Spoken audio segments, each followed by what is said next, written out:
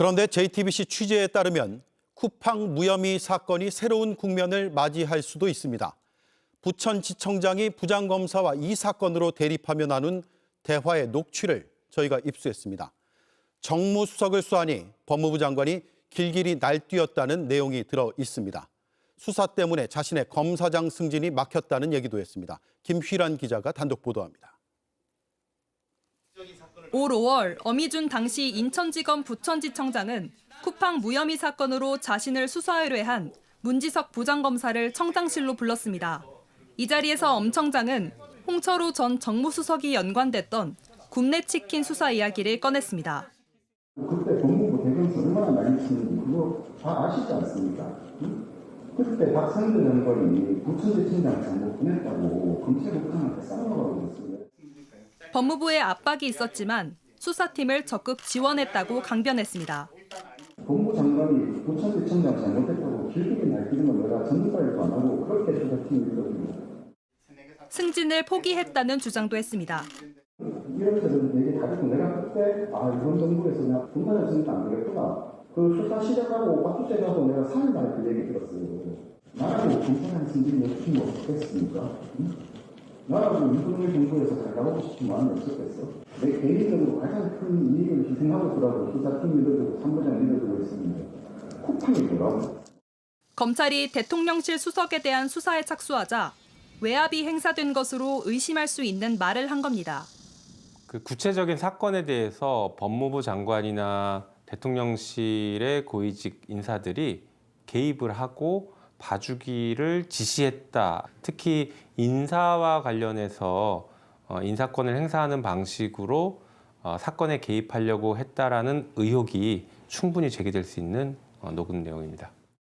이에 대해 어미준 당시 부천지청장은 해당 수사와 관련해 법무부를 포함한 그 어떤 외압도 없었다고 반박했습니다.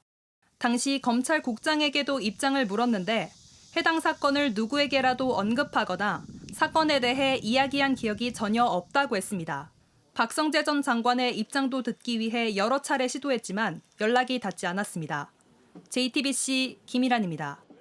이상경 국토부 1차관이 유튜브를 통해 대국민 사과를 했습니다. 그럼에도 비판 여론은 가라앉지 않고 있습니다. 갭 투자가 아니라는 기존 해명과 달리 29억 원의 예금을 보유하고 있었던 것으로 드러났기 때문입니다. 민주당에선 15억 아파트는 서민 사는 아파트라는 실언까지 나왔습니다. 정아람 기자입니다. 집값이 떨어지면 내 소득이 또 계속 또 벌게 되면 그 돈이 또 쌓이면 또 그때 가서 사면 되거든요. 집값이 오른다는 10.15 대책 발표 직후 돈 모아 집사람 발언으로 논란에 불을 지핀 이상경 국토부 1차관. 정작 자신의 배우자가 지난해 갭 투자로 33억 원대 분당 아파트를 매입한 사실이 알려지며 공분을 샀습니다. 여론이 급속도로 악화하자 오늘 결국 유튜브 생중계 형식으로 대국민 사과에 나섰습니다.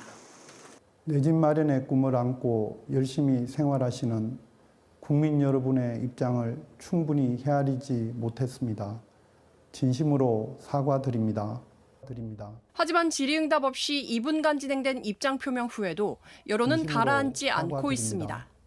해명도 석연치 않습니다. 또한 저의 배우자가 실거주를 위해 아파트를 구입했으나 국민 여러분의 눈높이에는 한참 못 미쳤다는 여전히 실거주 목적이었단 기존 해명을 재확인했지만 분당 아파트 매입 당시 이 차관 부부가 가진 예금이 29억 원으로 현금은 충분했던 걸로 나타났습니다. 일반 시민들은 이해할 수 없단 반응입니다. 갭 투자를 못하게 막았는데 그걸로 그 전에 혜택을 받아서 샀다는 거는 그게 근데 사과한다고 해서 해결될 일은 아니라 피해를 좀 봤었거든요. 대출 받기가 좀 힘들었어가지고 그런 것들이 그 타이밍에 이제 그렇게 얘기한다는 게 안 좋게 보이기는. 이런 가운데 한 여당 의원의 발언이 기름을 부었습니다.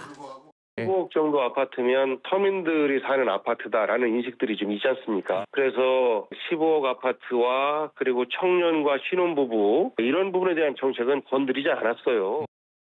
15억 원짜리 아파트를 서민 아파트라고 한 건데 올해 8월 전국 아파트 평균 가격은 5억 원대입니다.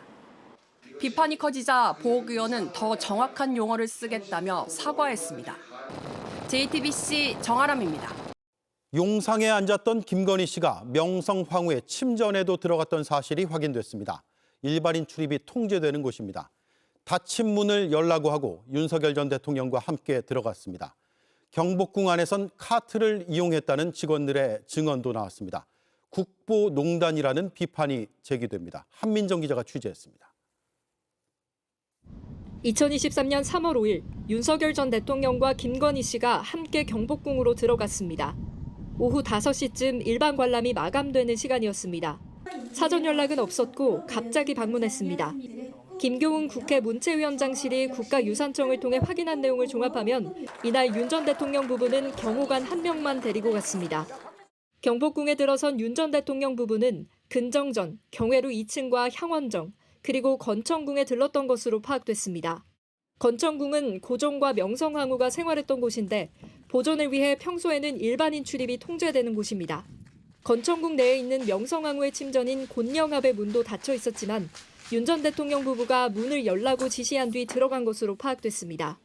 경호관과 직원도 동행하지 않은 채 10분가량 머물렀던 것으로 드러났습니다.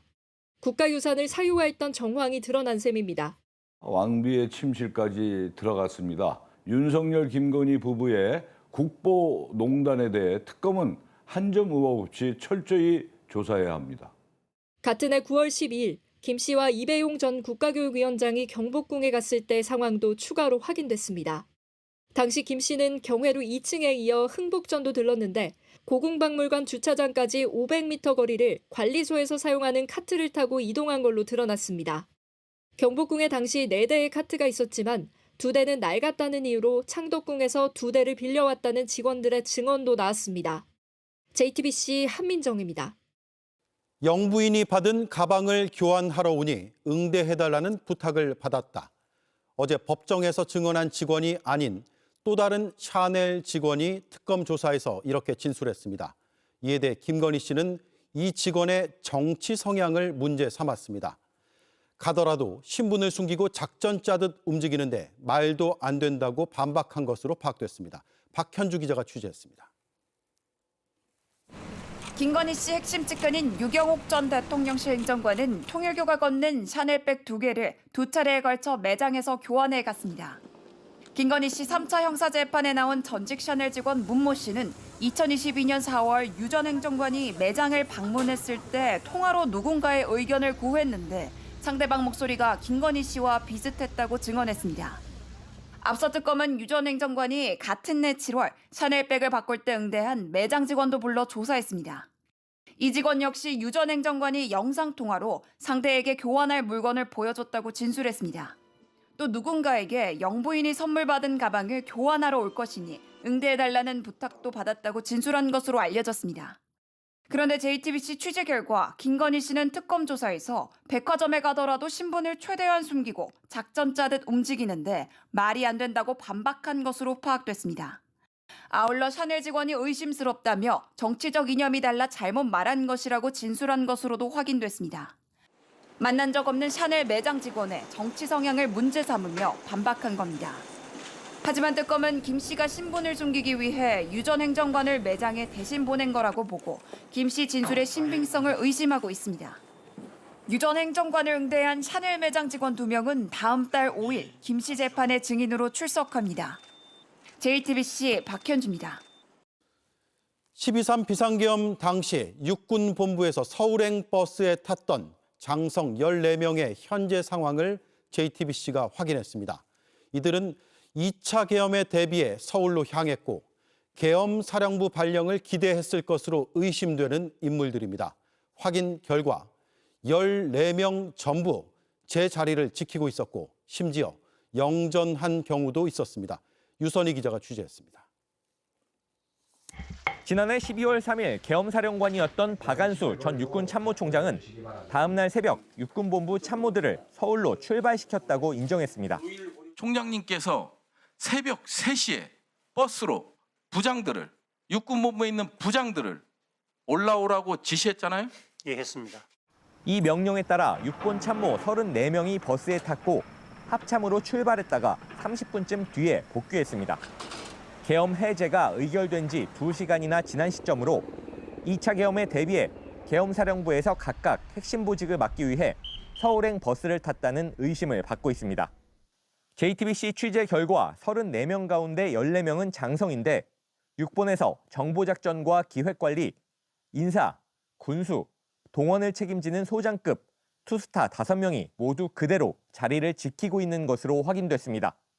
정책과 전력 등을 책임지는 준장, 원스타 9명 가운데 사이버 작전센터장은 국군 지휘통신사령관으로 육본 군사경찰실장은 국방부 전체 군사경찰을 담당하는 국방조사본부장 직무대리로 영전했고 나머지도 자리를 지키거나 수평 이동한 것으로 확인됐습니다.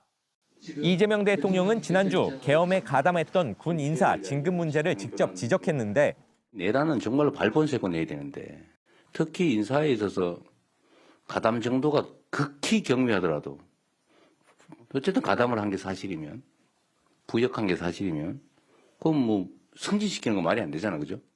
해당 진급 인사를 추천한 육본 법무실장은 국방부 검찰 단장설이 돌다가 이번 주 갑자기 명예 전역을 신청했습니다. 국방부 감사와 인사 조치가 늦어지는 틈을 타 명예 전역을 노린다는 지적도 나옵니다. 계엄에 동조했다고밖에 볼 수 없는 거기 때문에 빠른 인사 조치가 있어야 된다. JTBC 유선입니다.